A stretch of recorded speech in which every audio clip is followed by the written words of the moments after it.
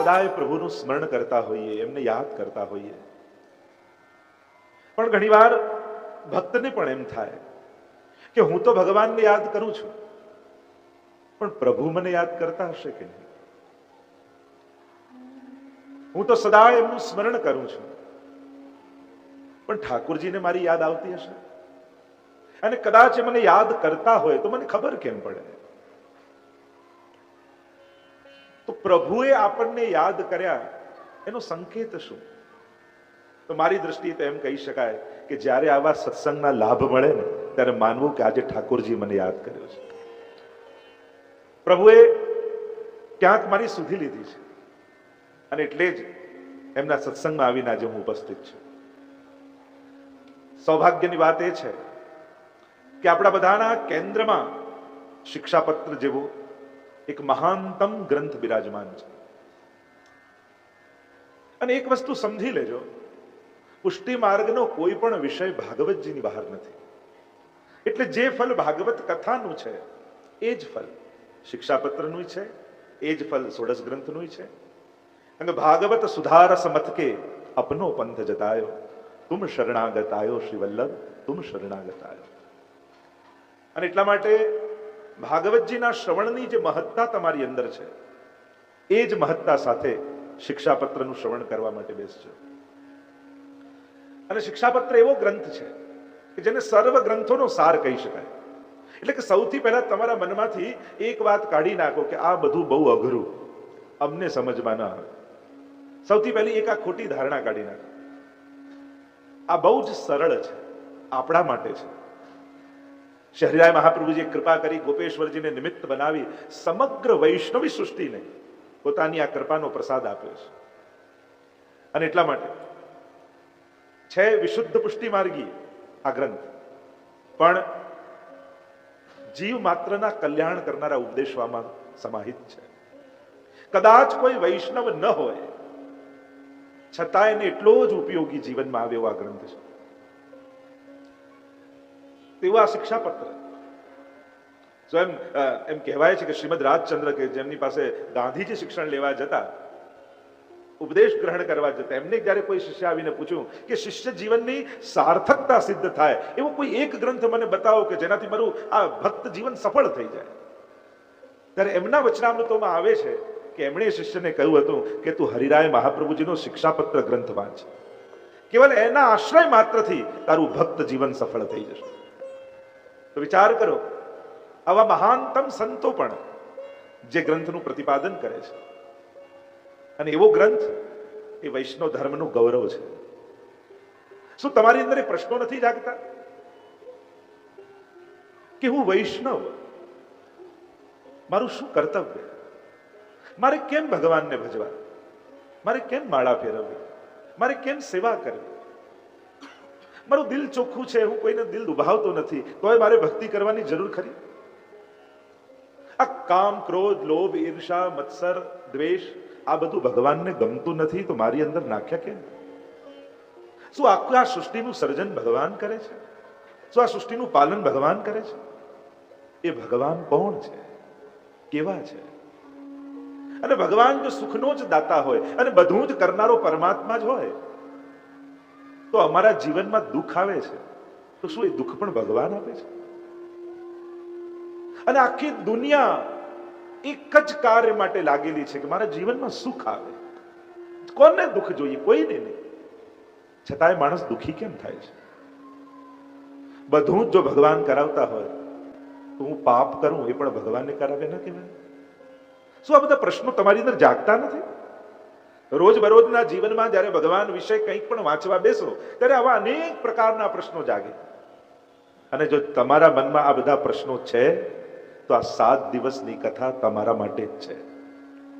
એ નિશ્ચિત તમને કહું છું કે આ 7 દિવસ શિક્ષાપત્રનું શ્રવણ કરશો ને, આ બધા જ પ્રશ્નોના ઉત્તર તમને કથામાં મળી જશે. નિસંશયતા સંપાદિત થશે. આ સત્સંગનું ફળ છે. અને એક વસ્તુ સમજી લો, અહીંયા કોઈ વક્તા ને શ્રોતા નથી. અહીંયા આપણે બંને સત્સંગ કરવા ભેગા થયા છે. હું બોલીને કીર્તન ભક્તિ કરીશ, તમે સાંભળીને શ્રવણ ભક્તિ કરજો. કારણ કે જો વક્તા અને શ્રોતાના પાછા લક્ષણો જોવા જઈએ તો મારામાં કદાચ વક્તાના લક્ષણે પૂરેપૂરા નહીં હોય, અને શ્રોતાના લક્ષણ જોવા જઈશું કદાચ તમારામાં શ્રોતાના પૂરા લક્ષણ નહીં હોય. એના કરતા આપણે બંને મળીને સત્સંગ કરીએ. હું ગાઉં ભગવદ યશ એટલે કીર્તન ભક્તિ કરું, તમે સાંભળો એટલે શ્રવણ ભક્તિ કરો. બસ આપણા બંનેની ભક્તિના કેન્દ્રમાં શ્રી હરિરાય મહાપ્રભુજી બિરાજી જાય, એમની વાણી બિરાજી જાય, એમના વિચાર અને ઉપદેશ બિરાજી જાય. કારણ કે મહાપુરુષોની વાણી વ્યક્તિગત નથી હોતી.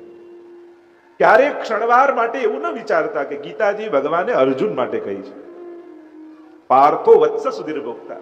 એ તો વત્સ છે, વાછરડું છે. અર્જુનને નિમિત્ત બનાવી જીવ માત્ર માટે ભગવાને ભગવદ ગીતા ગાઈ છે. ક્યારે એમ ન માનતા કે સુખદેવજીએ કેવલ પરીક્ષિત રાજા માટે ભાગવત કથા કહી છે, એ તો બધા માટે છે. નિમિત્ત પરીક્ષિત રાજા બને એમ એ પણ સમજી લેજો કે આ જે કાંઈ પત્રો હરિરાયજીએ લખ્યા છે એ કેવલ ગોપેશ્વરજી માટે નથી લખ્યા, પણ ગોપેશ્વરજીને નિમિત્ત બનાવી સમગ્ર વૈષ્ણવી સૃષ્ટિ માટે લખ્યા છે. આચાર્યો અને મહાપુરુષોની વાણી સનાતન હોય છે અને સમષ્ટિગત હોય છે, એ વ્યક્તિગત નથી હોતી. કોઈ એકાદ વ્યક્તિને નિમિત્ત બનાવે, પણ નિમિત્ત બનાવી જેમ સર્વ ઉપનિષદો ગાવો દુગ્ધા ગોપાલ નંદન પાર્થો વત્સઃ, એટલે જ ગીતાજીના મહાત્મ્યમાં કહ્યું ને કે સર્વ ઉપનિષદો ગાય છે અને એને દોનારા ભગવાન છે, પણ ગાયને દોવી હોય ને ત્યારે વાછરડાને છોડવું પડે.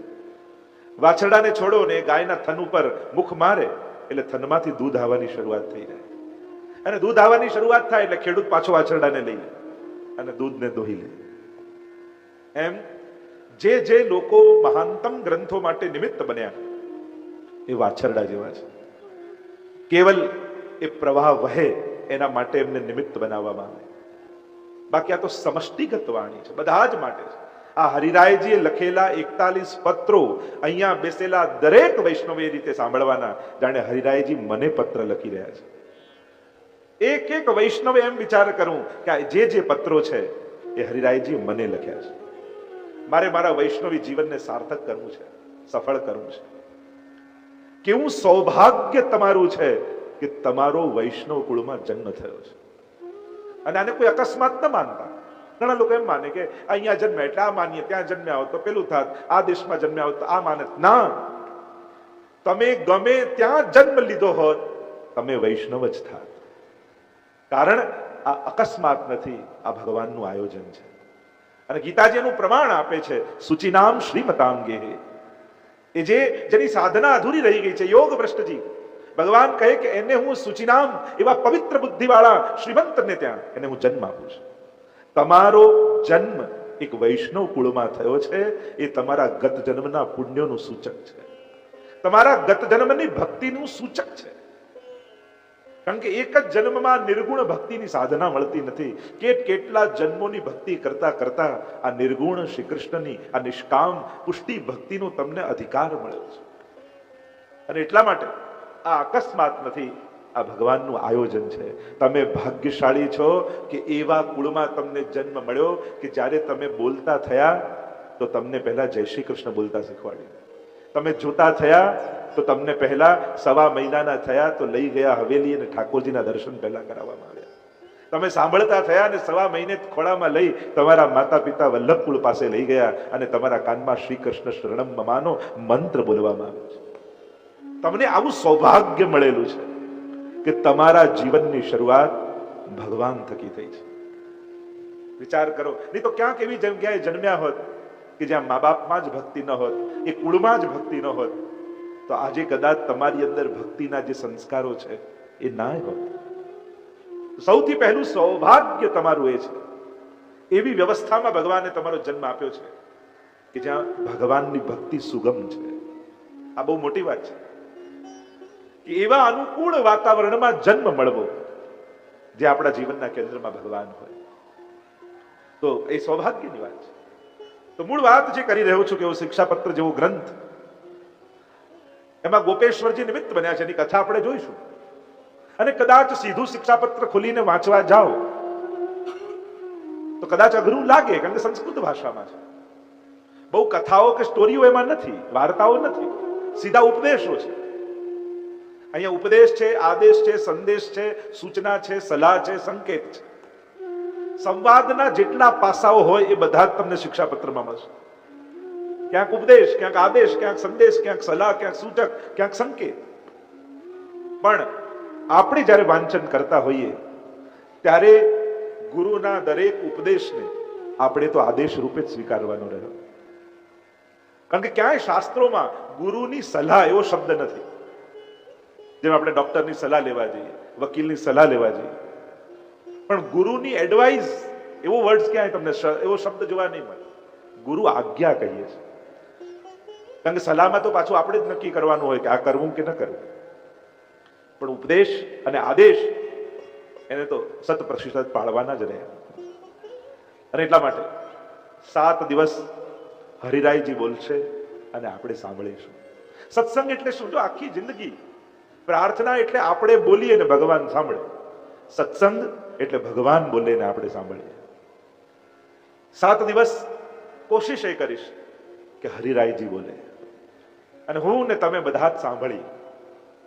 ઘણીવાર ભગવાનને જોવા માટે જેટલો ટાઈમ ફાળવીએ છીએ ને, કલાક લાઈનમાં ઊભા રહીને અને એક ઝાંખી થઈ જાય એનો આપણને એમ થાય કે ભગવત દર્શન થઈ જાય. પણ જેટલો જોવા માટે પરિશ્રમ કરીએ છીએ એટલો ભગવાનને સમજવા માટેનો પરિશ્રમ નથી કરતા. જે ભગવાનને જોવા માટે આટલા લાલાયિત તમે છો એને સમજવાનો ક્યારે પ્રયાસ કરે? અને ત્રીજી વાત, કદાચ સમજાય નહીં પણ એને સાંભળવાના મોકા મળે ત્યારે તો ક્યારે ચૂકવા નહીં. સત્સંગ એટલે ભગવાનને સાંભળવાનો અવસર. અત્યાર સુધી આપણે બોલતા રહ્યા. જો જ્યારે પણ ઠાકોરજીની સેવામાં યા હવેલીમાં જાઓ ત્યારે ઠાકોરજી પાસે બેઠા હો તો બોલે કોણ ને સાંભળે કોણ? આપણે જ બોલીએ ને. પ્રભુ આ બરાબર નથી કર્યું, આ કરવા જેવું છે, દીકરાને પરણાવવાનું છે, દુકાન બરાબર ચલાવવાની છે, એના બાળકને ભણાવવાનો છે, એને સારી જોબ અપાવવાની છે. હંમેશા ઠાકોરજી સામે હોઈએ ત્યારે આપણે જ બોલતા હોઈએ અને પાછા કહીએ શું? ભગવાન અમારી જોડે વાત નથી કરતા. અરે ચાન્સ તો આપ એમને. આપણે જ મોકો આપીએ છીએ. ક્યારે ઠાકોરજીને એમ કહું, ચાલ આજે હું બેઠો છું, આજે તું બોલ, આજે આપ બોલો ને હું સાંભળું. એવું પ્રભુને ક્યારે કહું? ઓલવેઝ આપણે જ બોલતા હોઈએ અને પ્રભુ સાંભળતા હોય. પણ સત્સંગ એટલે પ્રભુ બોલે ને આપણે સાંભળીએ એ શ્રવણાદર સાથે. કારણ કે આ સત્સંગ એ કેવલ શ્રવણ પૂરતું જ નથી, આ રસપાન છે. આપણે એટલે કે શિક્ષાપત્ર રસપાન. કારણ કે શ્રવણ કેવલ કાનથી થાય, રસપાન તો રોમ રોમથી થાય. રૂવાડે રૂવાડેથી એનો જ્યારે ગ્રહણ કરવામાં આવે એને કહેવાય રસપાન. અને એટલા માટે શિક્ષાપત્ર છે ને એ નાના બાળકથી લઈને વયોવૃદ્ધ સુધી બધાના કામના ઉપદેશવામાં છે. એક નાના બાળકને પણ ઉપયોગી થાય અને જે વયમાં વૃદ્ધ હોય કે જ્ઞાનમાં વૃદ્ધ હોય એને પણ આનંદ થાય, એને પણ રંજન થાય. એવા બધા જ વિષયો શિક્ષાપત્રમાં સમાહિત છે. સત્સંગમાં હોવું એ પોતાના રૂપમાં ફલરૂપ છે. પ્રભુ 2 પ્રકારની કૃપા કરે. સાધારણ કૃપા કરે ને તો જે માંગ્યું હોય ને ભગવાન કે લઈ જાય, આ સાધારણ કૃપા. વિશેષ કૃપા કરે તો એમ ન કે લઈ જાય, પછી તો એમ કે આવી જા, મારી પાસે બેસ, મારો થા. મન મના ભવ મદ ભક્તો મધ્યાજી મામ નમસ્કુર. તું મારો થા, કરો કૃપા હું કરું વિનંતી, પોતાનો કરી જાણ. પ્રભુ પોતાના કરીને રાખે. તો 7 દિવસ શહેરાય મહાપ્રભુજીનું વાંગમય સ્વરૂપ એવું આ શિક્ષાપત્ર. જેમ ભગવાનનું વાંગમય સ્વરૂપ શ્રીમદ ભાગવતજી છે, એમ શિક્ષાપત્રને હું શ્રી હરિરાય મહાપ્રભુજીનું વાંગમય સ્વરૂપ કહીશ. આપની આ અલૌકિક રચના યા આપના અલૌકિક ઉપદેશ ધીરે ધીરે ધીરે ધીરે સંસારના આસક્તિને સમાપ્ત કરી ભગવત ભાવનું પ્રાગટ્ય આપણા હૃદયમાં કરશે. સીધા પ્રવેશ કરીએ વિષયમાં. કારણ 7 દિવસ ને 41 પત્રો અને એમાં પણ શ્રી હરિરાય મહાપ્રભુજીની વાણી, એના તો એક શબ્દો કેટલી મહત્તા રાખતા હોય. પ્રયાસ કરીશું કે 41 પત્રોનું આપણે દર્શન કરીએ. જો ટ્રેન ઉપડે તો ઘણા સ્ટેશનોમાં વધારે રોકાય ને ઘણામાં ઓછું રોકાય. મૂળ વાત છે મંજિલ સુધી પહોંચવાની ને. અને મને પતાવવામાં કોઈ રસ જ નથી. મને રસ છે પહોંચાડવામાં, કે હરિરાયજી જે વાત કરી રહ્યા છે એ તમારા સુધી પહોંચી જાય એટલે આપણો સત્સંગ ફલિત થઈ જાય. એટલે પતાવવામાં રસ નથી કે આપણે 41 પતાવવાના, આપણે તો પહોંચવું જોઈએ. કોઈ એક વાત પણ આપણા હૃદયને સ્પર્શી જાય તો આપણું જીવન સફળ થઈ જાય. શ્રી હરિરાય મહાપ્રભુજીની આ દિવ્ય ગાથા એટલે રચનાને સમજવા પહેલા કર્તાને સમજવા જરૂરી છે. કારણ કે જ્યાં સુધી કર્તાના એ લેવલને ન સમજો ત્યાં સુધી એની રચનાને પૂરો ન્યાય ન આપી શકાય. કોઈની પણ કૃતિને સમજવા માટે કર્તાને સમજવો જરૂરી હોય તો જ એ કૃતિની મહત્તા સમજી શકાય કે આ ગાથા ગાઈ કોણે છે, આ ઉપદેશ કયા કોણે છે. તો સૌથી પહેલા તો મહાપ્રભુજીની આ દિવ્ય પરંપરા શ્રી હરિરાય મહાપ્રભુજી છે કોણ? જો આપણે ત્યાં આપણી ગુરુ પરંપરાની મહત્તા છે. બે પ્રકારની પરંપરાઓ હિન્દુ ધર્મમાં છે. એક છે ગુરુ શિષ્ય પરંપરા, કે જ શિષ્ય પાછો ગુરુ સ્થાને આવે, અને બીજી આપણે હિન્દુ ધર્મમાં એક પરંપરા છે વંશ પરંપરા. ભાગવતજીમાં પણ તમે જોવા જાઓ તો પ્રાય ચંદ્રવંશ, સૂર્યવંશ, વંશ પરંપરાનું વિશેષ મહત્તા આપણે ત્યાં ભાગવત આદિમાં પણ કહી છે. અને સ્વવંશે સ્થાપિતા શેષ સ્વ મહાત્મ્ય સ્મયાપહ, એ જે વાત કરી સર્વોત્તમ સ્તોત્રમાં પણ, અને પોતાનું અશેષ મહાત્મ્ય પોતાના વંશમાં સ્થાપિત કર્યા, એ જે આપણો સિદ્ધાંત અને પરંપરા છે. શ્રી મહાપ્રભુજી શ્રી કૃષ્ણાસ્ય સાક્ષાત વસ્તુતઃ કૃષ્ણ એવ એમ કહીને ગુસાઈજી જેમને કહે છે, એવા જગતગુરુ શ્રી વલ્લભાચાર્ય મહાપ્રભુજીની એ દિવ્ય ચરિત્રની ગાથા. હમણાં એ બધા ચરિત્રોનું તો વધારે અવલોકન, આપણે તો સીધા હરિરાય મહાપ્રભુ સુધી પહોંચવું છે, પણ પુરાણો આદિમાં પણ અગ્નિરૂપો દ્વિજાચાર્યો ભવિષ્યામિહ ભૂતલે વલ્લભો અગ્નિરૂપ શાદ વિઠ્ઠલ પુરુષોત્તમ. સંક્ષિપ્તમાં વાત કહું તો મહાપ્રભુજીને તમે શું કરીને જાણો છો? જે પ્રશ્ન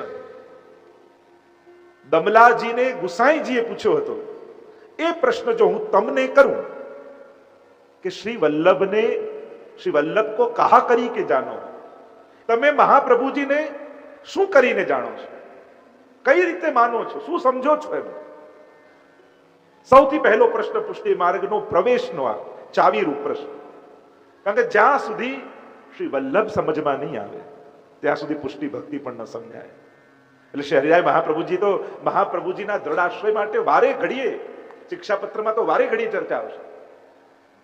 તો સૌથી પહેલો પ્રશ્ન આપ લોકોની આગળ મૂકું કે મહાપ્રભુજી કો કહા કરી કે જાનો હો, શ્રી વલ્લભને શું કરીને જાણો છો, શું સમજો છો?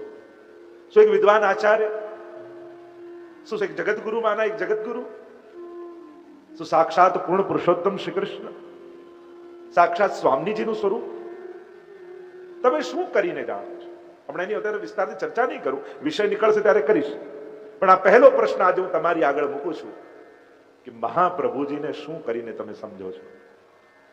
અને જે દિવસે એ સ્વરૂપને જાણી ગયા તો શ્રી વલ્લભ કલ્પ દ્રુમ ફલ્યો, ફલ લાગ્યો વિઠ્ઠલેશ, શાખા સબ બાલક ભય તાકો પાર ન પાવત શેષ. પછી તો એ કલ્પદ્રુમ બની જશે. તો કલ્પ વૃક્ષ હોય ખરું, પણ આપણે કલ્પ વૃક્ષનું મહાત્મ્ય ન જાણીએ તો એનાથી જે ફળ લેવો એ કદાચ નહીં પામી શકે, ઉત્તમ ફળ નહીં પામી શકે. અને એટલા માટે શ્રી મહાપ્રભુજી રૂપમ તત ત્રિતયાત્મકમ પરમ ભીધેયમ સદા વલ્લભમ, ત્રિતયાત્મક સ્વરૂપે પુષ્ટિ માર્ગમાં બિરાજમાન છે. જો આ શિક્ષાપત્ર છે ને શુદ્ધ પુષ્ટિ માર્ગીય વિષય છે, એટલે પુષ્ટિ માર્ગને સમજવાનો એક રૂડો અવસર છે. એટલે પુષ્ટિ માર્ગના ઉપદેશો અને સ્વરૂપો આ બધાની ચર્ચા કરીશું. તો શ્રી મહાપ્રભુજી એમના બે લાલજી, ગોપીનાથજી અને ગુસાઈજી. ગુસાઈજીનું સ્વરૂપ વલ્લભાખ્યાનમાં તો ગોપાલદાસજી અનેક પ્રકારથી ગાયું.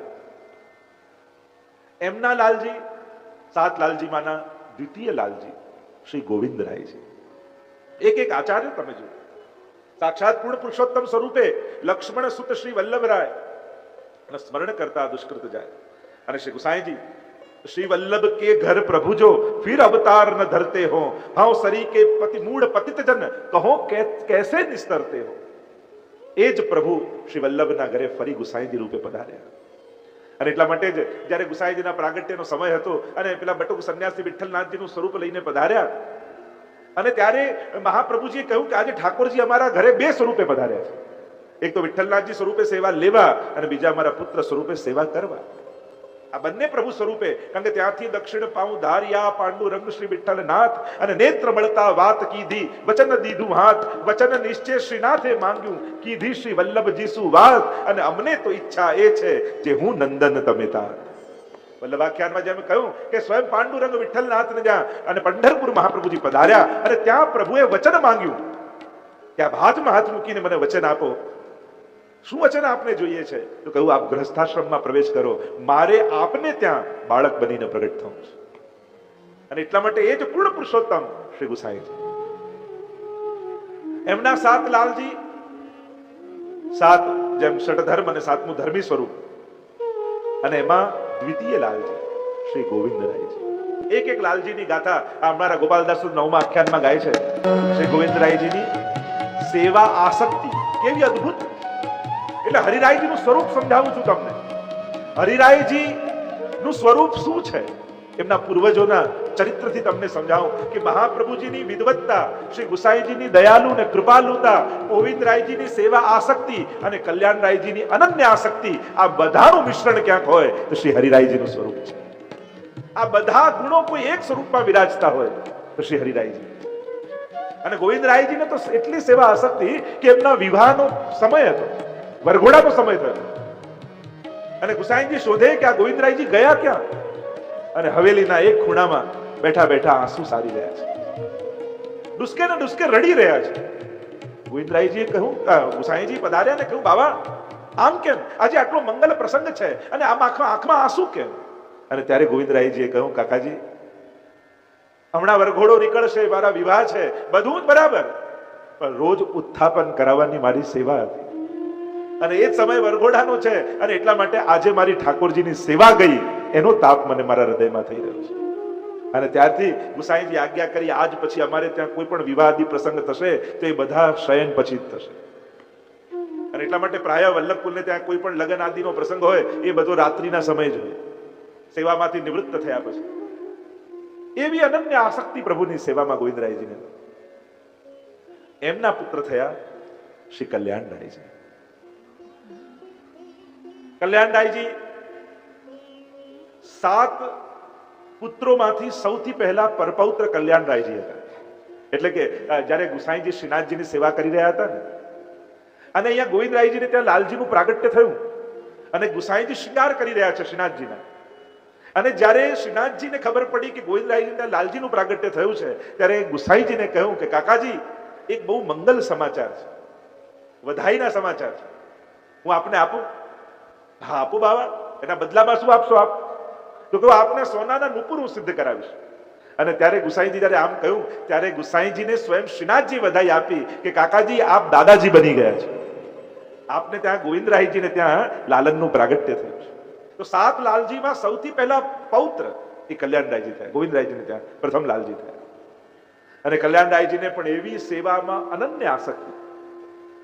એકવાર ગુસાઈજીના કાકા કેશવપુરીજી એ પધાર્યા ગુસાઈજીને ત્યાં. બહુ મોટા મઠના મઠાધિપતિ હતા અને સંન્યાસની બહુ મોટી પરંપરા.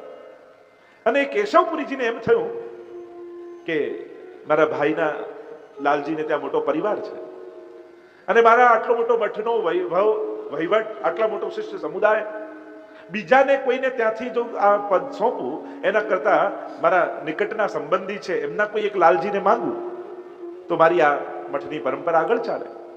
અને આમ વિચાર કરી ગુસાઈજીને ત્યાં આવ્યા અને બધા જ લાલજીને બિરાજ્યા હતા. અને ત્યારે એમણે વિનંતી કરી કે હું કોઈ એક લાલજીને આપ મને આપો તો એમને મઠના મઠાધિપતિ બનાવી દો.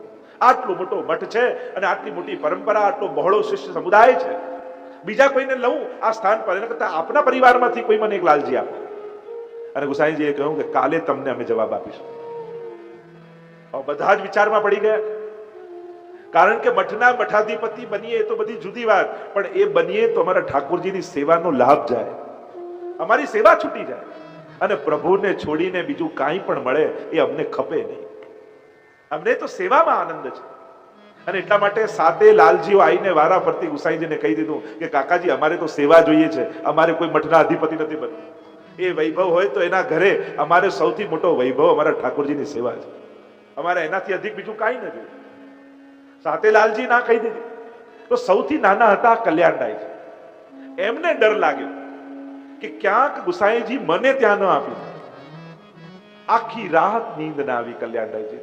મનમાં તાપ થાય છે, આવો સુંદર સેવાનો, સાથે સ્વરૂપની સેવાનો મને લાભ મળ્યો છે, અને ક્યાંક સેવાનો લાભ વંચિત થઈ જાઉં અને ગુસાઈજી મને બીજે ના આપી. ભલે કેટલો મોટો વૈભવ પણ એ વૈભવ લઈને કરવું શું? મારા ઠાકોરજીની સેવા જાય. આખી દિવસ આખી રાત વીતી, નિંદ્રા ન આવી, આંસુએ રડી રહ્યા છે. સવાર પડી, કાકાજીની સામે, ગુસાઈજીની સામે કહેવાની હિંમત થતી નથી. હિંમત ભેગી કરી, સેવામાં પધારેલા છે ગુસાઈજી. અને જ્યાં સૈયા મંદિરમાં પધાર્યા ત્યાં કલ્યાણદાયજી દોડતા આવ્યા અને ચરણમાં પડી ગયા ગુસાઈજી. ડુસકે ને ડુસકે રડવા લાગ્યા. આટલા નાના બાળકને રડતા જોયા એટલે ગુસાઈજી ઊભા કર્યા, પૂછ્યું, બાવા રડો છો કેમ? કાકાજી ક્ષમા કરજો, પણ સર્વમાં સૌથી નાનો હું છું. મને ભય છે કે ક્યાંક મને આપ ત્યાં ન આપી દો. હો વ્રજ માંગનો છું, વ્રજ તજ અનંત ન જાઉં. ગુસાઈજીના ચરણોમાં પડ્યા. હો વ્રજ માંગનો છું, વ્રજ તજ અનંત ન. મારે વ્રજ છોડીને ક્યાંય નથી જવું, મારે સેવા છોડીને ક્યાંય નથી જવું. અને ત્યારે ગુસાઈજી મસ્તક પર હાથ ફેરવી ચરવી તાંબુલ આપ્યું, વચન આપ્યું કે બાબા હું આપને નહીં આપું. ના પાડી દીધી કેશવપુરીજીને, શ્રાપ આપ્યા. શ્રાપને પણ આશીર્વાદ રૂપ ગુસાઈજી સ્વીકાર્યા. કલ્યાણદાયજીને એવી અનન્ય આસક્તિ ભગવત સેવામાં. તો આ બધા જ પ્રભાવ અને ગુણો શ્રી કલ્યાણદાયજીને ત્યાં ભાદરવા વદી પાચમ શ્રી હરિરાય મહાપ્રભુજીનું પ્રાગટ્ય થયું. સંવત 1647 ગોકુલમાં પ્રાગટ્ય થયું. કલ્યાણદાયજીને ત્યાં ઘણા સમયથી કોઈ બાલક નહોતો. એકવાર ગોકુલનાથજી પાસે પધાર્યા. ગોકુલનાથજીની વિશેષ કૃપા, પોતાની ચિંતા અભિવ્યક્ત કરી અને ગોકુલનાથજી આશીર્વાદ આપતા કહ્યું, શ્રી ગુસાઈજીએ ચરવી તાંબુલ આપને આપ્યું છે અને આપના હૃદયમાં શ્રી ગુસાઈજીનું એ અશેષ મહાત્મ્ય બિરાજેલું છે અને એ મહાત્મ્ય જરૂર પ્રગટ થશે. અને શુભ દિવસ આવ્યો. શ્રી હરિરાય મહાપ્રભુજીનું ગોકુલમાં પ્રાગટ્ય થયું. નાના ગોપેશ્વરજી થયા. અનેકવિધ પ્રકારની ચર્ચાઓ શ્રી હરિરાય મહાપ્રભુજીના જીવન ચરિત્રમાં આવે છે. નાનપણથી જ, બાલ્યકાલથી જ હરિરાયજીને સત્સંગમાં અનન્ય આસક્તિ, એટલી બધી રુચિ. નાના બાળક રૂપે આપ બિરાજે અને જ્યાં વૈષ્ણવનો સત્સંગ ચાલતો હોય ત્યાં પહોંચી જાય, મધ્યમાં બિરાજી જાય, પ્રભુના નામનું કીર્તન કરવા લાગે, સુંદર સુંદર ગ્રંથોની ચર્ચા કરવા લાગે. આપના પિતાશ્રી આપને ઘણીવાર સમજાવ્યા કે આપ આચાર્ય પદે છો, મર્યાદા રાખો. આમ ગમે ત્યાં જઈને વૈષ્ણવની વચ્ચે બેસી જાવ એ ઉચિત નથી. ન માન્યા. કહેવાય છે કે એક દિવસ ઓરડામાં બંધ કરી દીધા. 3 દિવસ સુધી અખંડ સર્વોત્તમ સ્તોત્રના હરિરાય મહાપ્રભુજી પાઠ કરે. ત્રીજા દિવસે કહેવાય છે કે એ ઓરડામાં સાક્ષાત મહાપ્રભુજી ને ગુસાઈજી બંને પ્રગટ થઈ ગયા. જય જય શ્રી વલ્લભ પ્રભુ વિઠ્ઠલેશ સાથે નિજ જન પર કરત કૃપા ધરત હાથ હે માથે. અને એ સમયે હરિરાયજી આ પદ ગાયું. મહાપ્રભુજીને ગુસાઈજીને પ્રગટ સ્વરૂપે જોયા અને મહાપ્રભુજીને ગુસાઈજીએ બંને આશીર્વાદ આપ્યા. અને આમ એ જ સમયે કહેવાય કે હરિરાયજી સાધારણ હરિરાયજીમાંથી હરિરાય મહાપ્રભુ બની ગયા. સાક્ષાત શ્રી વલ્લભના આશીર્વાદ પ્રાપ્ત થયા.